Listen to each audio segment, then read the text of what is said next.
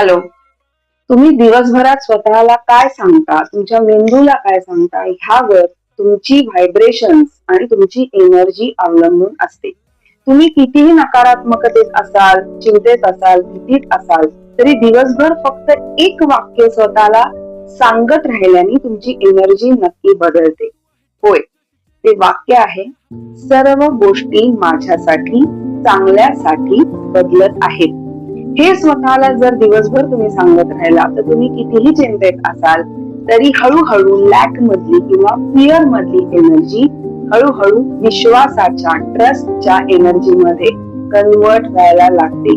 पण हे सातत्य आणि विश्वास दोनच गोष्टींनी शक्य आहे.